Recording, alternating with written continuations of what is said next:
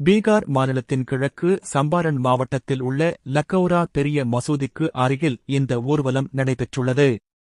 கூட்டத்தில் பங்கேற்ற அனைவரும் கைகளில் பெரிய வாள் மற்றும் தடை செய்யப்பட்ட ஆயுதங்கள் வைத்துக் கொண்டு இஸ்லாமியர்களுக்கு எதிராக கோஷங்கள் எழுப்பினர். பெரிய அளவிலான காவி நிறக்கொடிகள் ஏற்றப்பட்டு அதை மசூதியில் உள்ள பகுதிகளில் நடப்பட்டன. ஊர்வலத்தில் பங்கேற்றுள்ள பெரும்பாலான நபர்கள் உள்ளூர் வாசிகள் இல்லை என்றும் அவர்களெல்லாம் வெளியூரை சேர்ந்தவர்கள் என்றும் அப்பகுதி மக்கள் தெரிவித்துள்ளனர்.